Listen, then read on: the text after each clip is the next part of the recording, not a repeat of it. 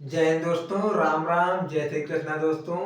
आज हम पढ़ने वाले हैं SSC GD GK GS practice set 4। ये जो प्रैक्टिस सेट 4 है आपके एग्जाम की दृष्टि से बहुत ही महत्वपूर्ण है, क्योंकि इसके यानी जो आपके 20 क्वेश्चंस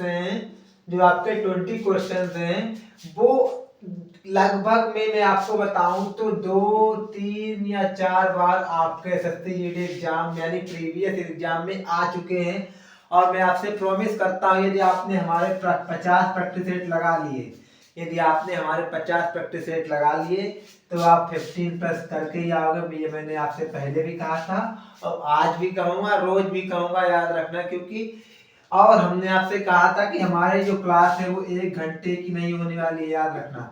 यदि आपके पास 5 से 10 मिनट है तो आप दे सकते हैं, इस क्लास को देख सकते हैं। और इस क्लास का रिजल्ट आप जब देखना, जब आप एग्जाम हॉल में बैठोगे तब। याद रखना है, मैं आपसे प्रॉमिस करता हूँ ना कि यदि आप 5 से 10 मिनट रोज हमारे साथ निकालते हो तो हम आपको यानी हम आपसे प्रॉमिस करते हैं कि आप 15 प्लस करके ही आओगे जीके जीएस में। शुरुआत करते हैं पहले क्वेश्चन से। हमारा पहला क्वेश्चन है, रामचरितमानस महाकाव्य किस भाषा में लिखा गया है? जो आपका रामचरित महाकाव्य है वो किस भाषा में लिखा गया है? तो वेरी इंपॉर्टेंट क्वेश्चन ये है, अवधी भाषा में। यानी जो आपका जो आपका महाकाव्य है ये अवधी भाषा में लिखा गया, याद रखना, ठीक है। आपका अगला प्रश्न है, सिकंदर का जन्म कब हुआ था? जो सिकंदर था, सिकंदर का जन्म कब हुआ था? तो सिकंदर का जन्म हुआ था 336 यानी 356 बीसी में। कब हुआ था? सिकंदर का जन्म हुआ था 356 बीसी में हुआ था, याद रखना। आपका अगला प्रश्न है, कलिंग युद्ध किस वर्ष लड़ा गया था? यानी आपको बताना है जो कलिंग युद्ध था वो कब लड़ा गया था। ये लड़ा गया था आपका 261 बीसी में लड़ा गया था, याद रखना। जो आपका कलिंग युद्ध था ये लड़ा गया था 261 बीसी में, ठीक है। आपका अगला प्रश्न है, अशोक किस राजवंश का राजा था? यानी आपको बताना है अशोक किस राजवंश का राजा था। तो जो अशोक था वो मौर्य वंश का राजा था। किसका राजा था? मौर्य वंश का।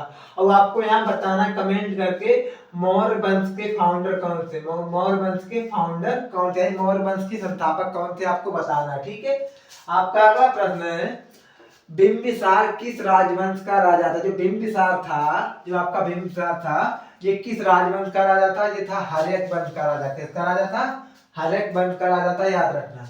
आपका अगला प्रश्न है, अजात शत्रु जो था किसका बेटा था? अजात शत्रु था बिंबिसार का बेटा। किसका बेटा था?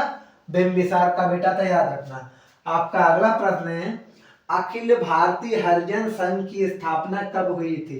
यानी जो आपका अखिल भारतीय हरिजन संघ है इसकी स्थापना कब हुई थी? तो इसकी स्थापना हुई थी 1932 में हुई थी। अखिल भारतीय हरिजन संघ की स्थापना वेरी इंपॉर्टेंट है। 2 से 3 में यहाँ पे जितने भी क्वेश्चन है लगभग में 2 से 3 बार आ चुके हैं। यदि आपको हमारी वीडियो अच्छी लगे तो वीडियो को लाइक भी करते चलना, हमारे चैनल को सब्सक्राइब करना, वीडियो को अपने दोस्तों तक शेयर भी करते चलना, ठीक है। आपका अगला प्रश्न है, मंगल पांडे कहाँ के सिपाही थे? यानी आपको बताना है मंगल पांडे जो थे कहाँ के सिपाही थे। तो मंगल पांडे थे 34वीं बंगाल नेटिव इन्फेंट्री के सिपाही थे। कौन? मंगल पांडे। जो मंगल पांडे थे वो थे 34वीं बंगाल नेटिव इन्फेंट्री के सिपाही थे आपके मंगल पांडे। आपका अगला प्रश्न है, पानीपत की पहली लड़ाई किसके बीच लड़ी गई थी? तो पानीपत की पहली लड़ाई लड़ी गई थी बाबर और इब्राहिम लोदी के बीच लड़ी गई थी पानीपत की पहली लड़ाई, ठीक है। आपका अगला प्रश्न है, मद्रास के संस्थापक कौन थे? जो मद्रास के संस्थापक कौन थे आपको बताना है, मद्रास के संस्थापक कौन थे? तो मद्रास के संस्थापक थे फ्रांसिस डे। कौन थे? Francis day. आपका अगला प्रश्न है, ग्रेट बैरियर रीफ किस महासागर में स्थित है?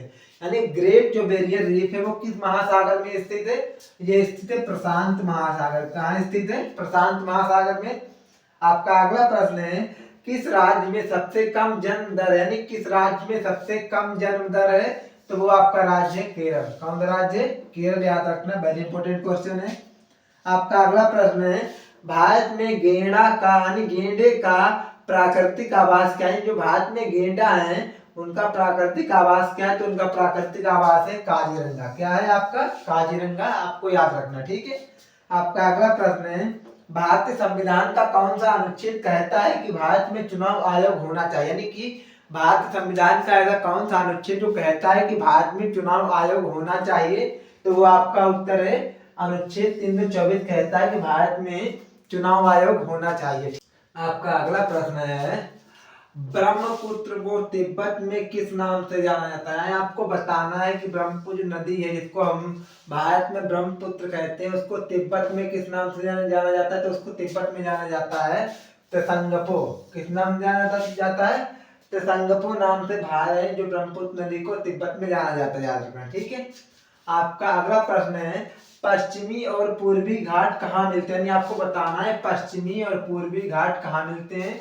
ये मिलते हैं नीलगिरी पर्वत पर। कहाँ मिलते हैं? नीलगिरी पर्वत पर। आपका अगला प्रश्न है भारत किस देश के साथ सबसे लंबी अंतरराष्ट्रीय सीमा साझा करता है। यानी ऐसा कौन सा देश है जिससे जो हमारा भारत है सबसे लंबी जो अंतरराष्ट्रीय सीमा साझा करता है, उस देश का नाम क्या है? उस देश का नाम है बांग्लादेश। क्या नाम है इसका देश का नाम? बांग्लादेश। आपका अगला प्रश्न है भारत का सबसे बड़ा वनस्पति संग्रहालय कहाँ स्थित है। यानी जो भारत का सबसे बड़ा जो वनस्पति संग्रहालय है वो कहाँ स्थित है? तो वो स्थित है कोलकाता में, ठीक है, याद रखना। आपका अगला प्रश्न है दारा सिकोह को किस स्थान पर दफनाया गया था। जो दारा सिकोह था इसको किस स्थान पर दफनाया गया था? तो आपका सही उत्तर हो जाएगा दिल्ली में। नहीं, दारा सिकोह को दिल्ली में दफनाया गया था, ठीक है। आपका अगला प्रश्न है थोरियम का सबसे बड़ा भंडार कहाँ है। थोरियम का सबसे बड़ा भंडार कहाँ है? हमारे भारत में ही, याद रखना, ठीक है। और ये है आपका आज का प्रश्न। यानी आज का प्रश्न आपको बताना है कमेंट करके, ठीक है। आज का प्रश्न है औरंगजेब का पहला राज्याभिषेक कब हुआ था। औरंगजेब का पहला राज्याभिषेक कब हुआ था ये बताना है। आपको बताना है कहाँ हुआ था। ये आपको दो प्रश्न को उत्तर आपको देने कमेंट करके। औरंगजेब का पहला राज्याभिषेक कब हुआ था और कहाँ हुआ था आपको बताना है कमेंट करके, ठीक है। आई होप आपको क्लास अच्छी लगी होगी। अगर आपको क्लास अच्छी लगी तो क्लास को लाइक करें, अपने दोस्तों तक इस वीडियो को शेयर करें और हमारे चैनल को सब्सक्राइब करें, ठीक है।